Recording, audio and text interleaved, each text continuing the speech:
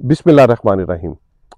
आज तारीख है 18 जनवरी सन 2024 और आज की वीडियो इंतहाई अहम होने वाली है और मैं ये चाहूँगा कि इस वीडियो को आप बड़ी तवज्जो के साथ देखिए, सुनिए और इसको ज़्यादा से ज़्यादा लोगों के साथ शेयर इस एतबार से कीजिए कि हम आज की वीडियो में हम 2024 की हमारी जो क्रॉप प्लानिंग है, हमारी जो मुंजी की फसल है उसकी मनसूबाबंदी के ऊपर हम एक सैर हासिल गुफ्तगू करने की कोशिश करेंगे।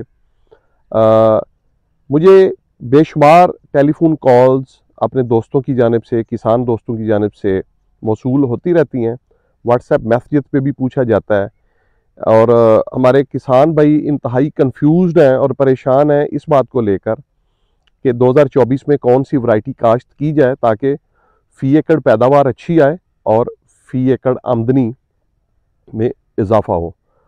चूँकि पिछले साल 1509 जिस तरह बैक्टीरियल लीफ ब्लाइट की लपेट में आई और जो एक मुआशी डेंट पड़ा, इकोनॉमिक डेंट पड़ा हमारी जो ज़री मईशत है उसके ऊपर, तो उसको लेकर जो हमारी किसान कम्युनिटी है उनके तहफ़्फ़ुज़ात बड़े ही जायज़ हैं और यकीनन अपनी हमारी जो क्रॉप प्लानिंग है उसमें सबसे पहला मरहला होता है आपकी वैरायटी सिलेक्शन का। तो आज हम ख़ास तौर पर वैरायटी सिलेक्शन के ऊपर बात करेंगे कि हमने कौन सी ऐसी वैरायटीज़ को काश्त करना है ताकि हमारी फ़ी एकड़ पैदावार भी ज़्यादा हो और हमें उसकी जो मार्केट वैल्यू है वो भी बड़ी अच्छी मिले। तो सबसे पहले हम पिछले साल देखते हैं कि पिछले साल 1509 या जो 11-21 इकसाम है, इनकी पैदावार खातर हमारे किसान को इसलिए नहीं मिल सकी कि क्योंकि ये susceptible to bacterial leaf blight है। जरासीमी जलसाओ इनके ऊपर बड़ी जल्दी आ जाता है और इनकी पैदावार में तकरीबन पिछले साल यानी 2023 में 60-70% तक भी कुछ एरियाज़ में, कुछ इलाकों में कमी रिकॉर्ड की गई, पैदावारी कमी जो है वो रिकॉर्ड की गई। इसके बरक्स हमारे वो किसान जिन्होंने मोटी इकसाम लगाई हुई थी मुंजी की, उनकी पैदावार भी बहुत अच्छी रही और शुरू में उनको उसकी जो मार्केट वैल्यू है वो भी बहुत अच्छी मिल गई।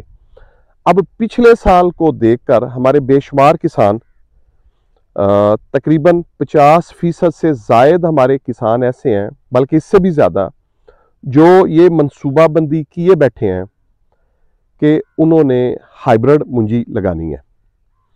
अब हम इसके ऊपर आते हैं, इस एक नुक्ते के ऊपर कि क्या इस साल 2024 में जो हाइब्रिड मुंजी है या मोटी इकसाम है, क्या हमारे फार्मर के लिए फ़ायदेमंद साबित होंगी। उसके ऊपर हम फैक्ट्स एंड फिगर्स पे बात कर लेते हैं। सबसे पहले हम ये देखते हैं कि पिछले साल कौन सी ऐसी वजह थी, कौन से ऐसे अवामिल थे जिनकी वजह से ज़िंदगी में पहली दफ़ा हमने ये देखा कि जो नॉन बासमती है उसकी कीमत ऊपर चली गई और 1509 जो कि बासमती में फाल करती है, लंबा चावल है, वो उसकी कीमत कम थी, यानी वो 3400-3500 में फ़रोख्त होती रही 1509 शुरू में, और शुरू के दिनों में जो हाइब्रिड मुंजी की इकसाम है वो 4000 से लेकर 4200, 4300, 4400 तक फ़रोख्त होती रही। उसकी सबसे बड़ी वजह इंडिया फैक्टर था।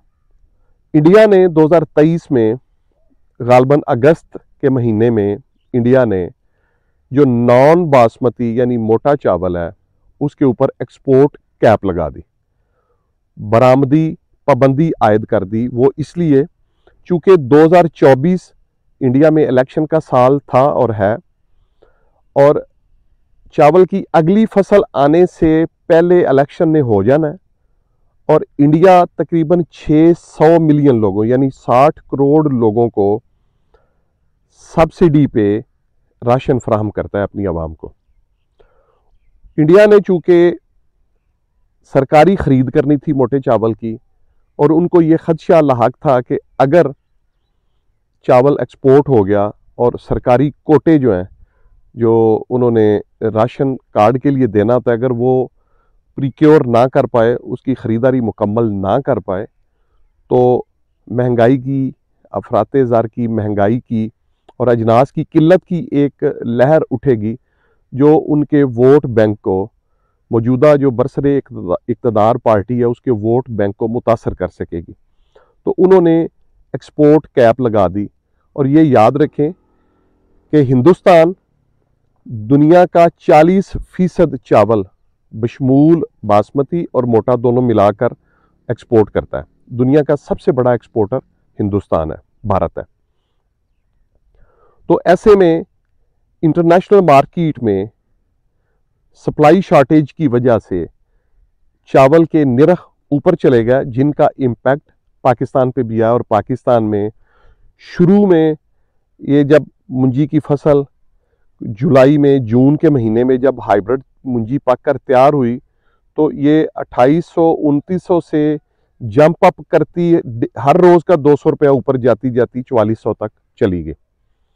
और जिन लोगों ने हाइब्रिड मुंजी काश्त की हुई थी उन्होंने खूब मुनाफा कमाया।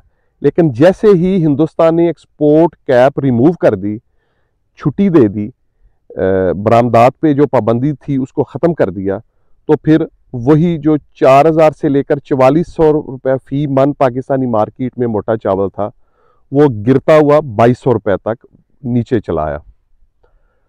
अब हम उस तनाजुर में देखते हैं कि अगर हम पिछले साल के जो फैक्ट्स एंड फिगर्स हैं, जो पैदावार है और जो कीमत है, उसको सामने रख कर अगर फैसला करेंगे तो गालिब इम्कान यह है कि हमारा फैसला वो गलत साबित हो सकता है। उसकी दो वजूहत हैं। एक तो यह है कि फार्मर्स ये प्लान किए बैठे हैं पाकिस्तान में कि हमने 50% तो हमने हाइब्रिड मोटी मुंजी लगानी है। इसका मतलब यह है कि मोटी जो इकसाम है चावल की, उनकी सप्लाई चेन इस साल बहुत मजबूत होगी, उनकी डिमांड तो उतनी होगी। और दूसरी साइड पे अगर इंडिया ने एक्सपोर्ट कैप ना लगाई, पाबंदी ना लगाई, तो फिर हमारा फार्मर कहाँ खड़ा होगा, क्योंकि उसकी जो रसद है वो बहुत ज़्यादा होगी, पैदावार बहुत ज़्यादा होगी, मार्केट में खपत जो है वो इंडिया से हमारे पैदावारी अखराजात कम है। हम इंडिया को कम्पीट कीमत के एतबार से बड़ा मुश्किल है उनको कम्पीट करना, उनका मुकाबला करना। तो ये सारे का सारा ये जो इब्तदाइया था ये तमहीद इसलिए बांधी ताकि हमें पता चल सके कि पिछले साल मोटे चावल की जो कीमतें हैं वो ज़्यादा क्यों थी। और इस साल अगर हम उनको मद्देनज़र रखते हुए फैसला करेंगे तो गालिब इम्कान यह है कि हमारा वो फैसला गलत साबित हो सकता है। इसलिए ज़रूरत इस अमर की है, बड़ी तवज्जो से सुनिए, ज़रूरत इस अमर की है कि हमारा मुकाम मार्केट में, इंटरनेशनल मार्केट में बासमती की वजह से, नॉन बासमती में हमसे बड़े प्लेयर मार्केट में, इंटरनेशनल मार्केट में मौजूद है। इंडिया है, थाईलैंड है, दूसरे ममालिक हैं। हमारी पहचान बासमती है। अब बासमती को अगर देखा जाए तो कौन सी ऐसी वैरायटी लगाई जाए जो हमारी पैदावार भी जिससे ज़्यादा है और कीमत भी उसकी हमें ज़्यादा मिले। 1509 ने पिछले साल में दिखा दिया कि वो highly susceptible to bacterial leaf blight है। 11-21 ने भी दिखा दिया।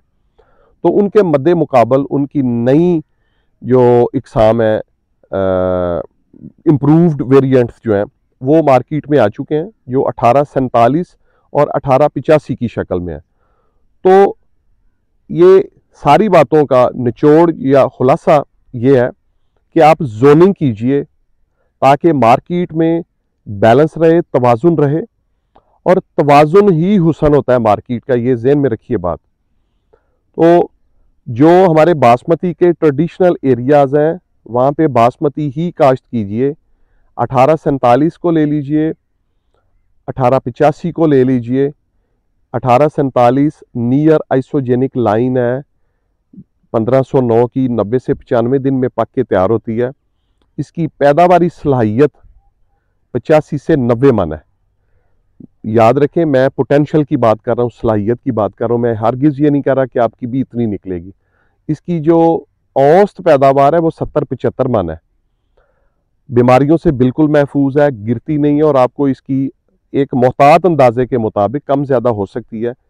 4400 4500 रुपये फ़ी मन इसकी कीमत मतवक्को है 2024 में, और ये 70 मन के आसपास ये इसको लिया जा सकता है, आसानी से लिया जा सकता है। तो गालिब इम्कान ये है कि बासमती के किसान जो हैं वो ज़्यादा मुनाफे में रहेंगे बनिस्बत जो मोटी इकसाम काश्त करेंगे। ऐसे ही 1885 जो है वो नियर आइसोजेनिक लाइन है, 11-21 की, तो उसको लगाइए। उसकी पैदावारी सलाहियत 75-78 मन है या 80 मन है ज़्यादा से ज़्यादा। औसत उसकी जो है वो 62 से 65 मन उसकी औसत आ जाती है, और उसकी जो मतवक्को मार्केट वैल्यू होगी, उसकी जो कीमत होगी, वो तकरीबन कोई 4800-5000 के आसपास उसकी रहेगी।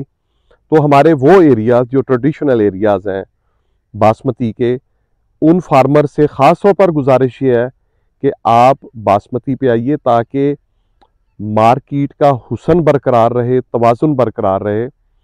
और हमारा फार्मर पिछले साल बीमारी की वजह से मुतासर हुआ, उसकी फ़ी एकड़ आमदनी और फ़ी एकड़ पैदावार, तो ऐसा ना हो कि इस साल हम गलत वैरायटी सिलेक्शन करने की वजह से हम खसारे में चले जाएं। तो ये चंद गुजारिशात थी इस हवाले से।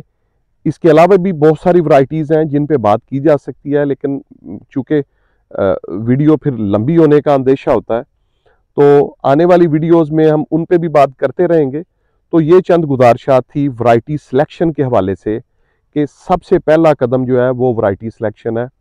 उसको सोच समझ कर कीजिए, जो भी वैरायटी लगाएं उसको उसके बेहतरीन वक्त पर काश्त करें, ताकि उसकी पैदावार ज़्यादा से ज़्यादा हो, बीमारियों से महफूज रहे। बाकी मुख्तलिफ वैरायटीज़ की जो प्रोडक्शन टेक्नोलॉजी है, उनका फर्टिलाइज़र प्लान जो है वो गाहे बगाहे आपके गोश गुजार किया जाता रहेगा। आप अपनी गिरदोनवा का बहुत ख्याल रखिएगा, अपने यूट्यूब चैनल का ख़ास ख्याल रखिए, इसको शेयर कीजिए, लाइक कीजिए। कोई सवाल हो आपका तो कमेंट बॉक्स में ज़रूर उसको लिखिए। टेलीफोन का नेटवर्क जो है वो थोड़ा ख़राब रहता है, पूरे पाकिस्तान का यही हाल है। तो अगर टेलीफोन पे कॉल नहीं मिल रही तो आप व्हाट्सएप पे मैसेज कर सकते हैं। आप अपने गिरदोनवा का बहुत ख्याल रखिएगा। अल्लाह हाफिज़।